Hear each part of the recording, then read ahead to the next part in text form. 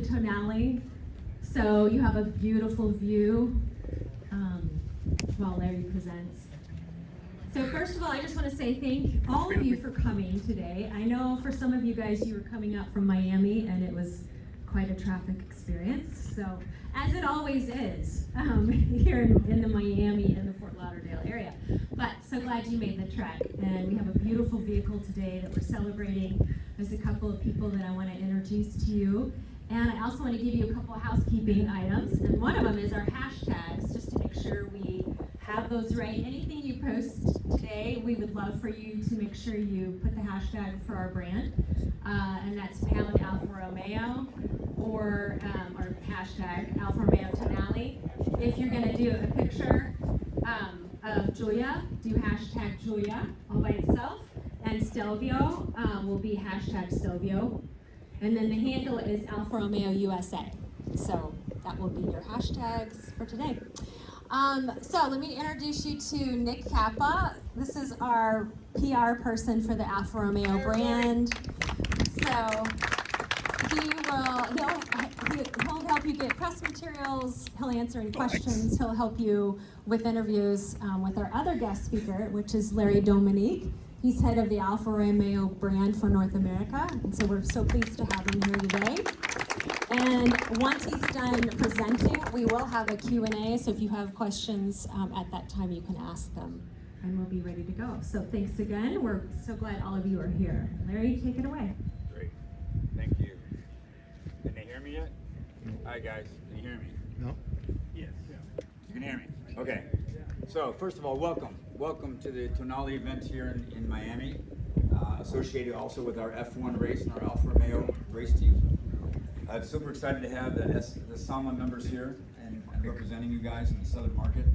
This market is really, really important to us. A lot of people don't understand it, but Alfa has about a 4% market share in the greater Miami, Fort Lauderdale area. So it's one of our top 2 markets in the country. And for some reason, for a lot of reasons, people love what we offer. So I want to give you a really quick update. Well, maybe, I think it's only like an hour and a half I'll be talking. So actually, no, hopefully about 10 minutes. But what I want to explain is a couple things. First, I want to talk a little bit about our business, about Alfa Romeo as a brand, Alfa Romeo as a business. So first of all, let's talk about Alfa Romeo as a brand. You may or may not know, Alfa Romeo is 112 years old. We have been one of the most consistent brands since its inception in 1910. From a DNA point of view, style, beauty, performance has always been part of who we are. Enzo Ferrari racing for us in the 1920s. I mean, this is who we are as a brand. And I was so excited to be able to come into this brand about 14 months ago and help nurture it into the future. But what you should also know, from a standpoint of the business itself, Alfa Romeo is a brand that has transformed itself a lot in just the last year. So we've done a lot of things. So Jean-Philippe Imperato has come in as our global brand CEO. He was the former head of Peugeot, which was the largest brand, the most profitable brand in the PSA group. I came in as well from the North American point of view. And what we tried to do in the last year is rethink Alfa as a premium brand. We truly are a premium brand. We need to think that way in everything we do. So we started focusing on reinventing sportiness for the 21st century. That's part of our DNA as we go forward, our brand pyramid, as we like to say it. What we've done the last year is we've focused on quality. So every month, Jean-Philippe visits both our Pamigliano plant, where Tonale is going to be built, as well as our Casino plant, where Stelvio and Julia are built, and focuses on supplier quality, plant quality, delivering quality, quality, quality. And it translates itself not only into the product, but into services, at the dealer level, at the OEM level. So we're really trying to focus on customer satisfaction first as a brand. The other thing that Carlos Tavares mentioned at the global financial results for Stellantis in February of this year is Alfa Romeo is profitable. And it's really important for a brand to be profitable because we want to invest in the future. And if we think about the future, today we have Stelvio, Julia, and Tonale is about to hit the market before long. But we also have now procured a plan for a 5-model product plan in the future. So between now and 2028, we're going to launch 5 all-new vehicles in all distinctive segments. So we're going to be covering all the high-volume premium segments in the North American market. And what's really important about that, over the next 5 years, premium segments are going to grow 34% versus 13% for mainstream brands. So premium is going to actually capture a larger percentage of the overall market in the US, Canada, and Mexico. So really important for us. And what that's done for us is we focused on better supply, more consistent product coming, higher quality, we've been able to raise our average transaction prices 22% in the last 24 months. That's against an industry average in premium about 15%. So we've been able to overachieve and bring Alfa back to the premium status that it really should be. But as we think about the future, and we think about where Tonale fits into this picture, so this is the CSUV segment. It is the highest volume segment within the premium market in the United States. It's about 250,000 right now. It's going to be over 400,000 within 3 or 4 years. So it's the most important segment in the US, Canada, and Mexico for us to be in. And for us, from an Alfa Romeo point of view, the other thing people may or may not know is we're also one of the youngest demographics of any premium brand. Our average customer is in their upper 40s. They're high income, they're young professionals, and that's the future. That's who we're going to go after in the future. So as we think about the positioning of our brands, we historically have been about 70-80% male. Tonale is going to move us more into a more balanced gender kind of world. We want to focus more on millennials. We want to focus more on females as well.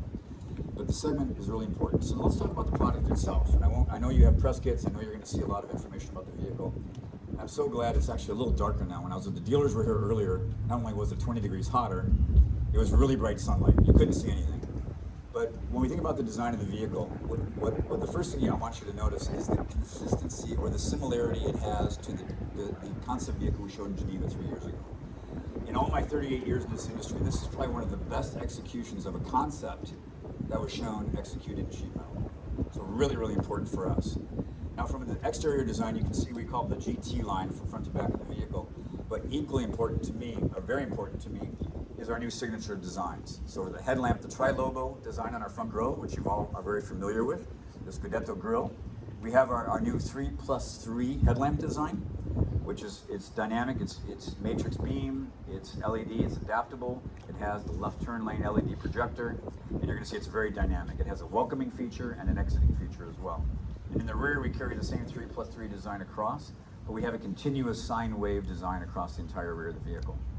But what I love about this vehicle, in addition to the fact that it also harkens back to our 8C Competizione, the rear DLO has a lot of design heritage in that as well. But if you step inside, one of the things we like to think about is Alfa Romeo is always driver-centric. We like to think of our vehicle as designed for drivers, and that's what we try to do.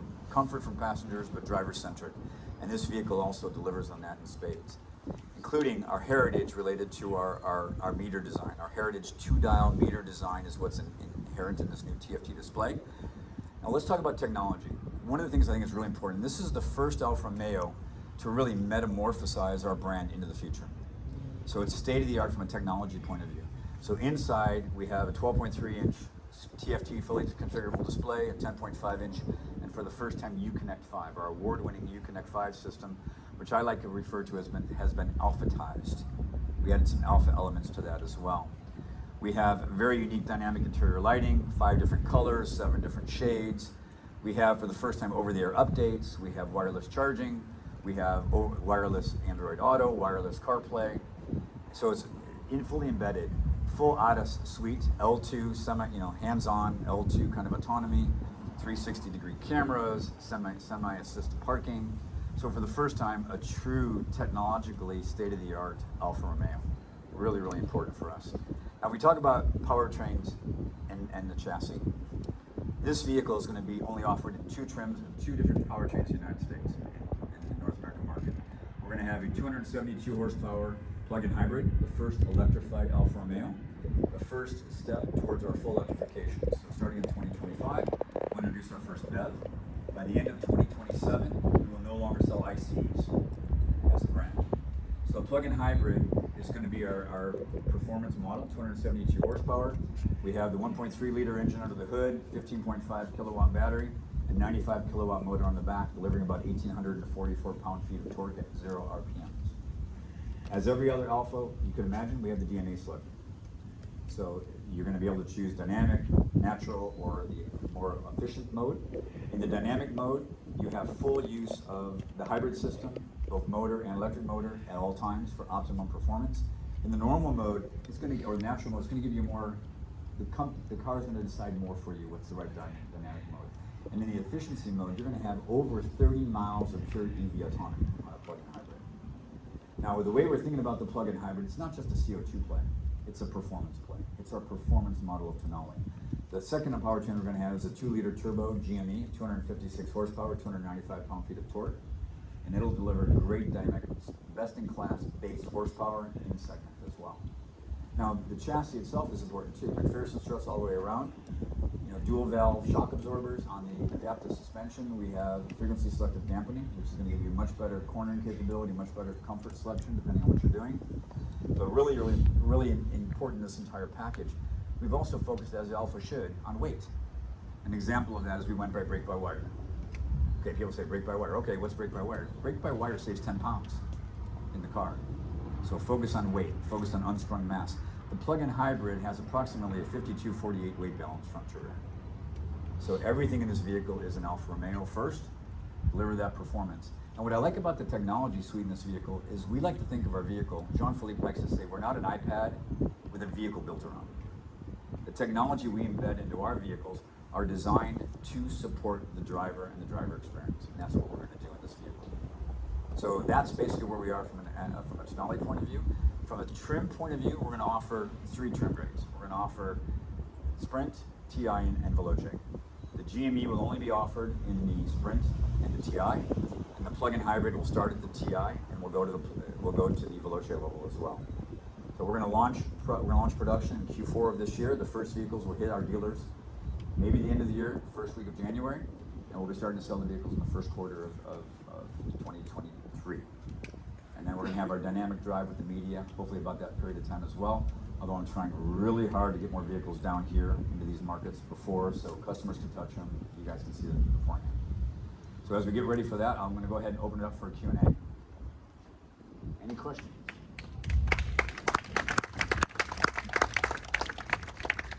How can we get more of them in Broward County? Because as mayor of Broward, I want to make sure that there's plenty of these on our roads. It's a great question. Supply in general is a great question. We're working very hard with our Italian counterparts, both at the Migliano plant, where the Tonale is going to be built, as well as Casino, to develop a more consistent supply to our dealers. South Florida in general is an important market for us, so we're working really hard. I've got 11 boats hitting ports in the United States this month. Well, we have one of the busiest ports in South Florida in Port Everglades. So anything that I can do to help, just let me know. Here, hold on a second. Politician. One of the busiest ports in the nation. You got it. Thank you. You got it. So I know you got another question over there. Everything we're going to offer in North America is all-wheel drive. So we're not going to add the complexity to go to front-wheel drive or rear-wheel drive. Everything's going to be all-wheel drive in North America. You said that the trim levels, I can remember the name of the trim levels right now, but I don't remember seeing the name Especiale. So this model, there's a little story behind this model. So a couple months ago, our PR team in the Northeast said, hey, we've got this maybe opportunity to get a Tonale into the Ryan and Kelly show in New York, or the New York Auto Show. And I said, really? And given the fact that Europe is 6 months ahead of us, once we got confirmation we could get it into that show, I called Jean-Philippe and said, I need a car. Because I don't have any US spec, I don't care. I just need a car. So I cut a large check, it got put on a plane, it got to New York, 2.5 million people saw the vehicle. We also had it at the New York Auto Show, and God bless this process, you get to see it. So Speciale is a trim grade in Europe that's not going to be offered yet. Right, thanks. I think I should. And if you were to look under the hood, this is a 130 horsepower mild hybrid. It's not going to be sold here. Any other questions? Where does it slot in price-wise? What's the price? So we're going to announce pricing closer to launch, but you can imagine the competition. Yeah. Are you going to offer some kind of lease model like Volvo did the Volvo Care? Is it going to be something similar from Alfa? So you're talking about subscription? Yeah, like a subscription model. So subscription is always something we're thinking about, although subscription has historically been an utter failure with every brand that's tried it so far, at least with new cars. But it's something that we're always talking about, thinking about. How much influence is the motorsport teams or the Formula One teams having on your newer vehicles, or is it vice versa? You know, that's a great question. And actually, I have a little bit of a surprise for you guys. So there's this race happening this weekend, right? And we happen to sponsor a team. We just happen to be fortunate enough as a special thing for you guys to introduce our drivers, Valtteri, Bottas, and Guanyu, Zhou.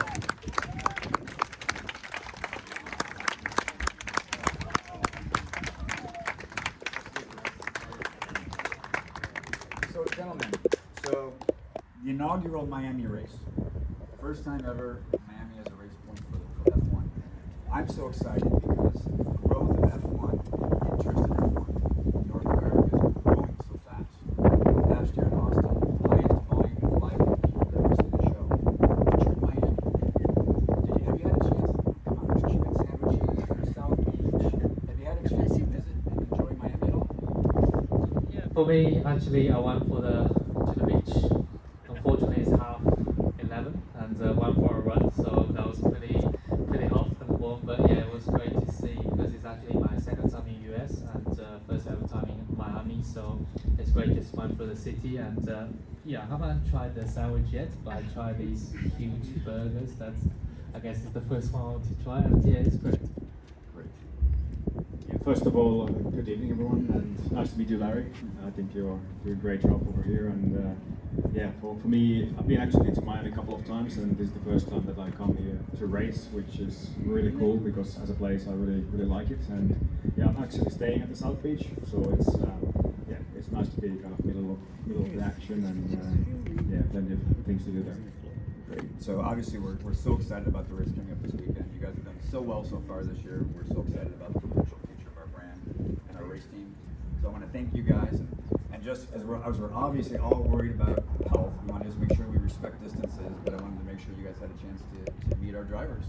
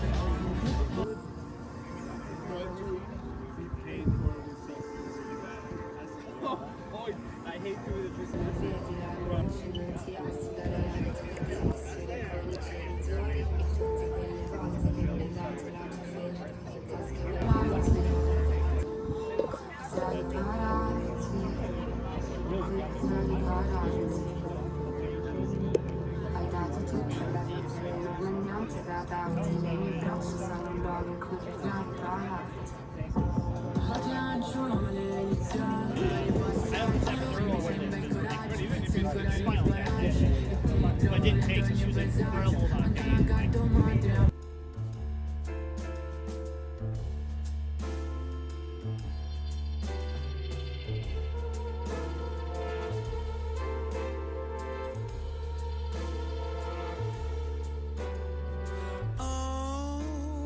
Forever stopped today. All the lonely hearts in London caught a plane and flew away. The best women are married, the handsome men are gay. You feel the pride.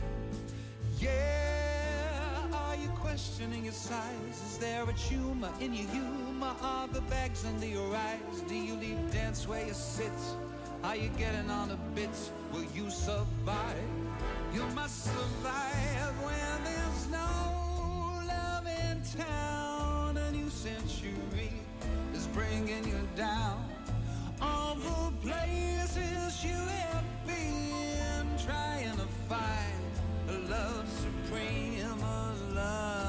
supreme.